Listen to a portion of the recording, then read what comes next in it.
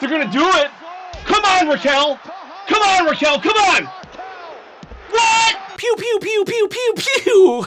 And that's a quote from Solo Sikoa. Please never turn that man heel again, because he is so charismatic and funny, it's insane. Solo Sikoa cut one of the best babyface promos I've seen in a while, and he was even able to cut a babyface promo against Roman Reigns and people not start cheering OTC, OTC, because Solo apparently is that good. And then Raquel Rodriguez, yes, I am so happy. Raquel Rodriguez finally, with a bloody face and all, wins a singles championship on the main roster. About time. I've been pushing for Solo to be a face for a while, and for Raquel to get the credit that she deserves. She like, for real, like 2024, I remember almost every video saying she sucks. She sucks. It might have been 2025, I can't even remember, but there was like a good year where she was not good.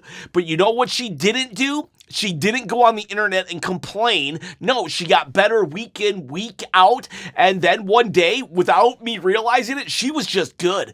And then literally she just got better and better and better on the mic, in the ring. No matter what she did, she just evolved into a great professional wrestler, superstar, if you will. And tonight she won the Intercontinental Championship.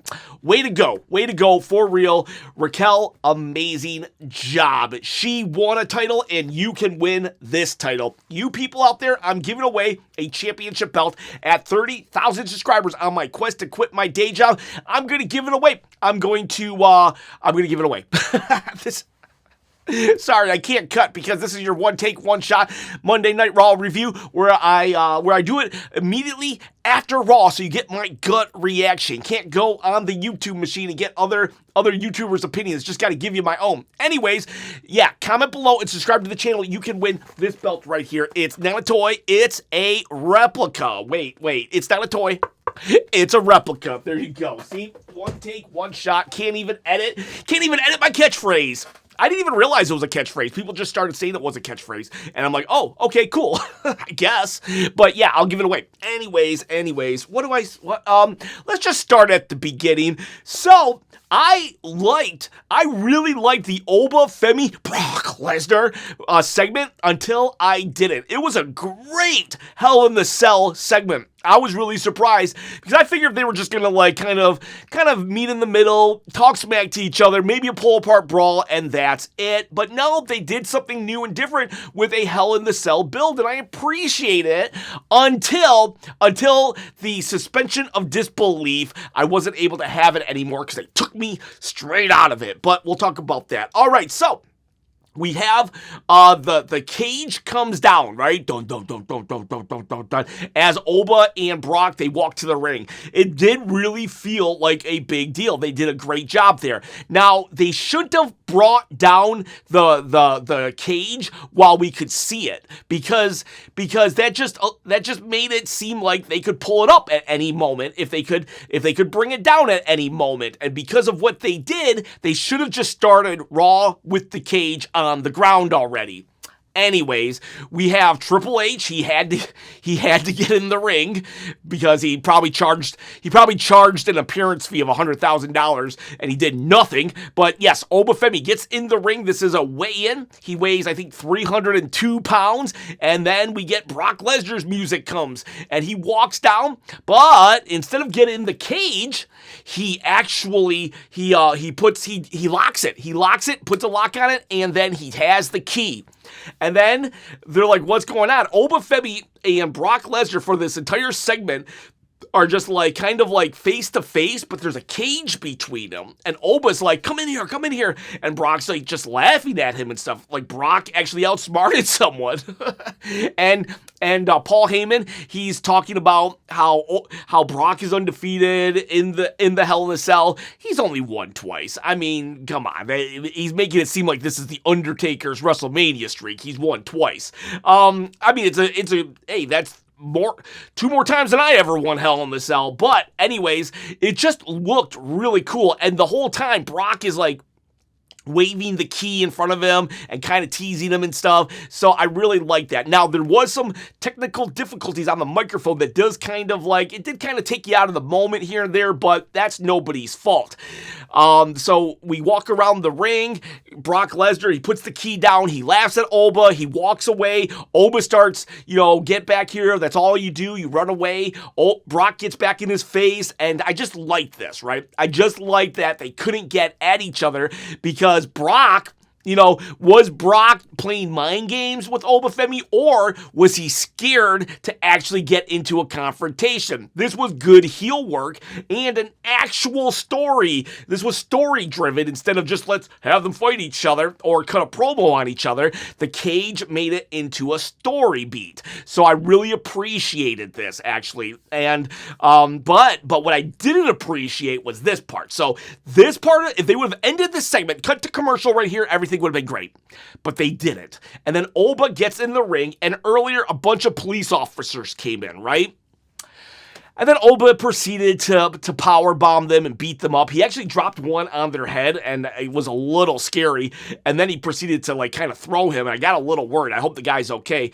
But assuming that guy's okay, this was not good to do, because a couple weeks ago, Oba attacked a bunch of police officers, right? And they made a point to tell us, those were fake police officers. So, okay, cool. Fake police officers, you can't, technically, the officers could get in trouble for impersonating officers, but at least Oba Femi didn't actually attack officers. But here, these are officers that were with Triple H and Adam Pearce in the ring. Therefore, it implies that they're actually police officers. And then for Oba to attack them, the guy should be arrested. The guy should just be arrested. Even Stone Cold Steve Austin never attacked a police officer.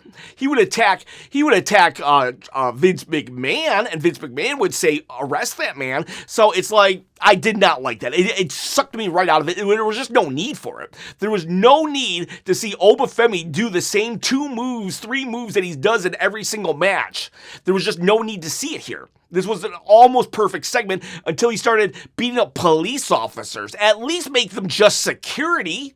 Right? Am I wrong? If they were security, if I'm wrong and those guys were just actually security, then I take it all back and it's fine. But if they were police officers, then it took me out of the suspension of disbelief you need to have to enjoy something. And so, yeah, that's my gripe on that.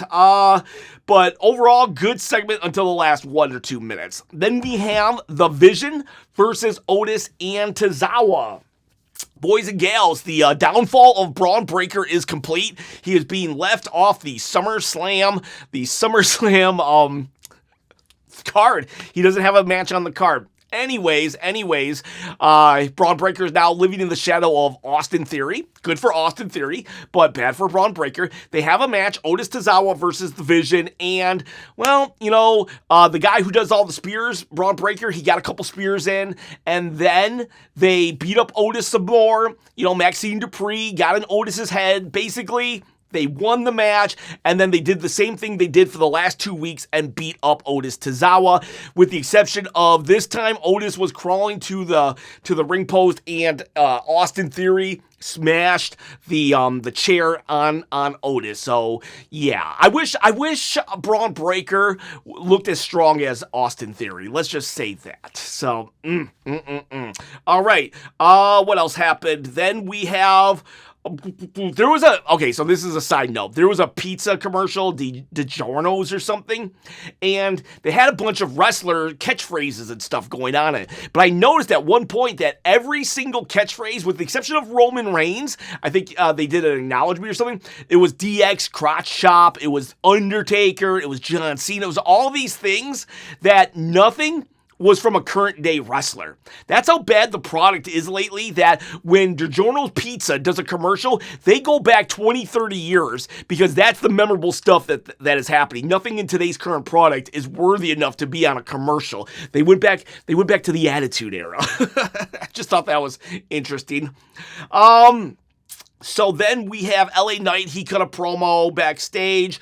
Sol Ruca and Raquel, they cut promos on each other for tonight's matchup. But there's something really weird. Instead of the looking at the camera directly or even looking at the camera like this, they were looking at the camera like this, talking. It was very strange. It was just a very awkward angle. But they just said, I'm going to win my match tonight. And then we also had video promos for Io Sky and Liv Morgan. And it's like, okay, nothing that hadn't been said before.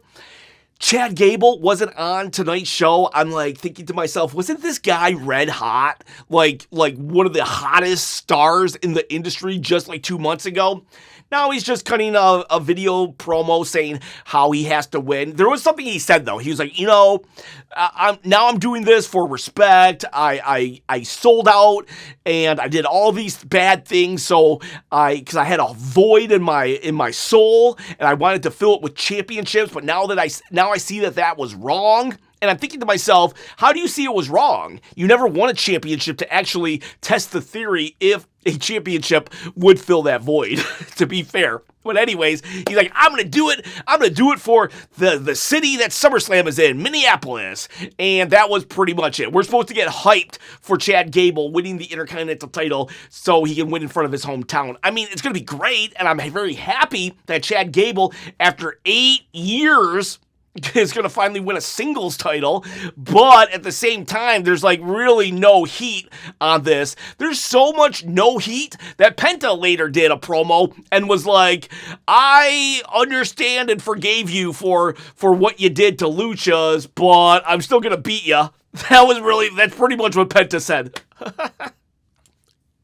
This should be one of the marquee matchups, and it's going to be probably the match of the night, but this should be one of the marquee feuds going into SummerSlam. You see, you can have a good match or you can have a great feud, and this is not a great feud. This is just going to be a good match. And the El Grande Americano versus El Grande Americano, that was a great feud and a great match, which made it epic. This is just going to be a good match and forgettable.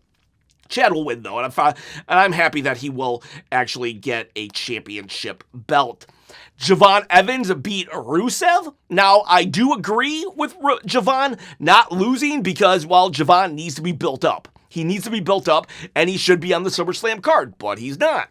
But it does suck for Rusev. It really does suck for Rusev because now you're like the downfall of Braun Breaker is complete. Well, the end of Rusev is also now complete. This is Rusev's second loss to Javon. It was just clean. No, there's nothing for the guy. Where does this guy go from here? He's lost to.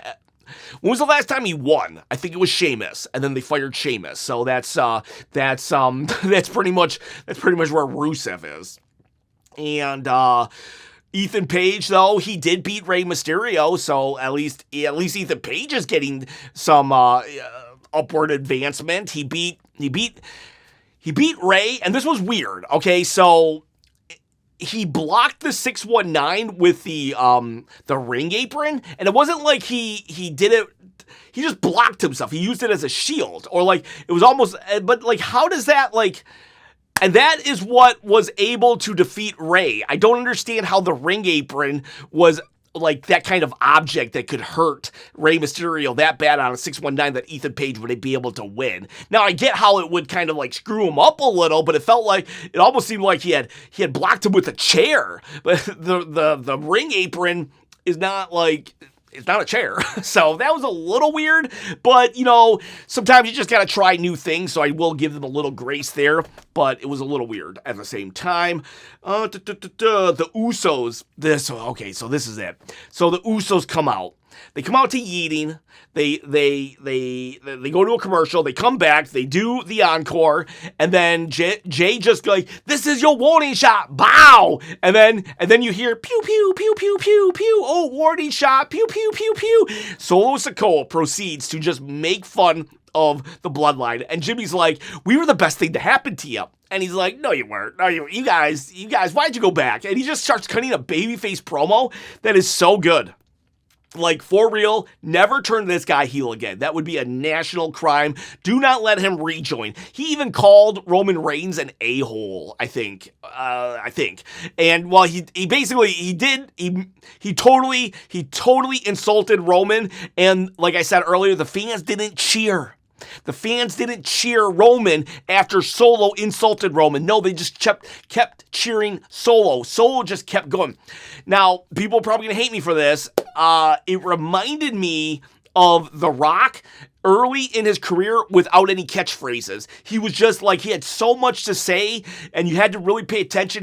He had body language, he had funny things. It was just really good. Honestly, it was just really good. And then LA Knight comes out after Solo set him up, and LA Knight cuts a really good promo. They go down, there's a beatdown, they're fighting. And then Jacob comes out, they start winning, and then Royce Keys comes out, and it's a big old hubbubaloo.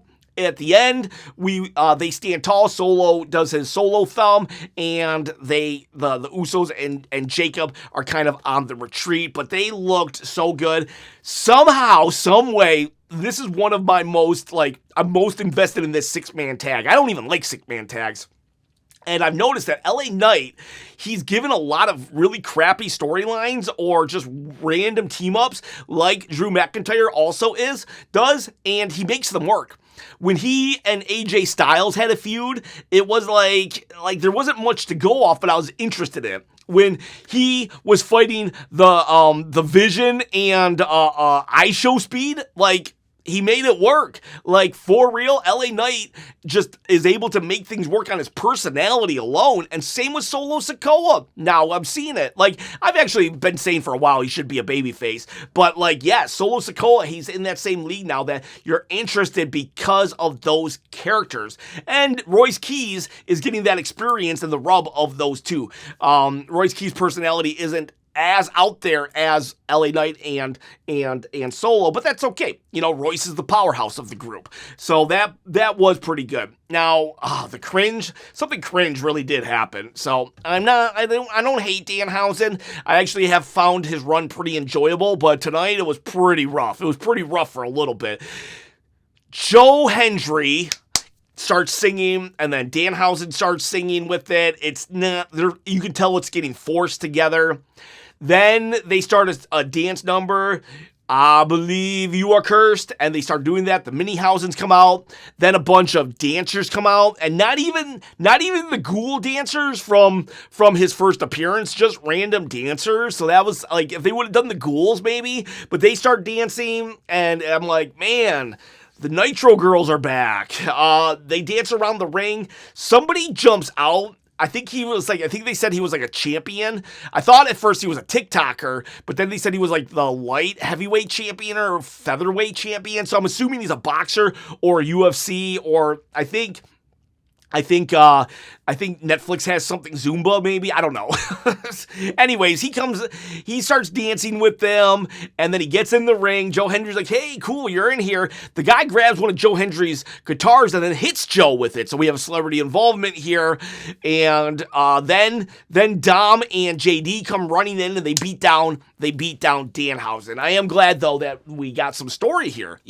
Shocker, we're actually having storylines and story beats and go-home angles for SummerSlam. So that I appreciate that. The music segment, though, very cringe. If they had cut off, if that was a 5-minute segment, they should have cut off 4 minutes. But that said, I do like the beatdown. And then later we'll have Danhausen say they're in the back, the Mini-Hausens are all laid out. Adam Pearce says, give them back their money. And he's like, no, I'm not giving you back the money. Tell you what, let's do it on a pole. Let's do it on a pole match. And Adam Pearce is like, on a pole match? He's like, what, you haven't seen wrestling? So that was a funny line by Danhausen. And I did say in my How to Improve SummerSlam that we should make it a ladder match, but looks like we're doing it on a pole match. So, whatever. But that will make their match at SummerSlam against Dominic Mysterio a no DQ match. So expect shenanigans, but, it's Danhausen. Expect shenanigans. So, yes, then we will have... Then we have our match of the night, which is pew pew pew. Okay, so Sol Ruca versus Raquel Rodriguez. I actually wore this shirt before I knew that she was even. I wore it watching Raw tonight, and it was a good match. Early in the match, she got like her face busted. I remember one time she is like puts a submission move on Sol Ruca and they wiped her blood. She looked so BA. Like this. This was everything. I'm honestly. If we were under Vince McMahon, he would have probably flip Raquel Rodriguez into a babyface after tonight's performance. But we're Triple H. Triple H is just going to go forward. And it's like we have a lot of people get involved. Raquel Rodriguez, Roxanne Perez. We have Liv Morgan, which brings out Io Sky. Now, Io Sky will do her knees into Liv Morgan. They both get injured, but I did notice that we haven't been really selling Io's knees lately, but her doing the knees into the ring post, I think that will become a story beat once again. And so now they're kind of laid out, but this allows Raquel to do her Tiana bomb, whatever it's called, onto Liv Morgan and not Liv Morgan, but Sol Ruca, and boom. 1, 2, 3, a bloodied Raquel Rodriguez won, and Intercontinental. I couldn't believe it. There's a part of me that thinks that we did the title switch because Maya World won in a shock win on the AEW pay-per-view, but like I need to. Whatever, I don't care. I don't care why Raquel won. I'm just glad and happy she did win. Maybe I'm reading too into it. At this point, I have very little trust in Triple H, but like, I don't care. I'm so happy that Raquel won. I am a little surprised that we took the belt off Sol Ruca, but you know, she has been botching a lot, and I'm wondering if they're going to try to give her a little more experience before giving her these prominent spotlights on the card. Because yes, this her run has not lived up to the hype, that's for sure. But Raquel Rodriguez, so very happy for her. And that's not me insulting Sol Ruca, by the way. I know she has a lot of simps. but I shouldn't have said that. But Sol Ruca, she's fine. She just might need a little extra time getting accustomed to the main roster. Maybe a couple more dark matches under her belt. She's still only been in the business for 4 years. That's quite a feat to be Intercontinental Champion after only 4 years of stepping foot in the ring. But I am so happy. Raquel Rodriguez, she looks so cool, all bloodied, holding the belt. Yes, so happy for that. Now we definitely have the two dudettes with attitude. Diesel, Raquel Rodriguez with the Intercontinental belt, and Shawn Michaels with the heavyweight title, Liv Morgan with the heavyweight title. So okay, so that was great. That was awesome. Then we get to our final stuff of the night, and that's Roman Reigns versus Seth Rollins. It was okay. I mean, it was nothing new. And I did realize though that this was 100% supposed to be the original program for WrestleMania, because if you look at how this storyline was pretty much laid out, with the exception of the Usos kind of getting involved, it's almost exactly how it played out with Roman and Punk. They just took Seth out in the beginning of the year and put CM Punk in, where it was just like promo you, promo me. I have to beat you. I'm picking you because I hate you. It was almost the same. The Punk Roman story is almost the same here in how it's being laid out. Yes, we are drawing on their history, but it's just like how it's just promo, and then 1 week someone's going to get the upper hand on the other. Now, I did in my Easter egg video say something along the lines of, I don't know why Roman said that I need to beat you in front of my family, and I assumed it was because of The Rock, but no, Seth Rollins confirmed what it was. It was the fact that he pinned Roman, stole his title at WrestleMania 31 when he cashed in his briefcase. Now, someone did make mention of that in my comment section a month ago, but I don't remember who. I do apologize. But so yes, so Easter egg right there. It's because Roman has to beat him in front of his family because Seth cashed in on him when Roman had flown all his family in at WrestleMania 31.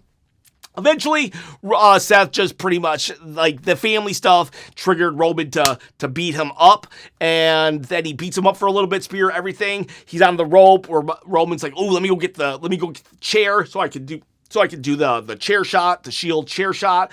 But as he gets in the ring, curb stomp, and Seth is like, haha, I own you, I told you, I own you. And so, yes, Roman Reigns is definitely going to win at SummerSlam. I did a prediction video yesterday. I regret doing it now because I said that I thought Seth was going to win. I'm officially changing it. I think Roman is going to win now because he definitely did not stand tall tonight. I love how Roman sells too. It's not like he's dead. But there you have it. That's Monday Night Raw. I actually enjoyed myself. This was a good go-home show. There was a couple pointless matches, but like, whatever.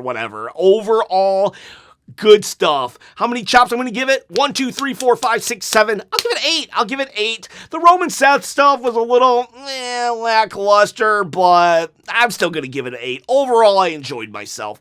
All right, boys. All right, girls. See ya. Bye.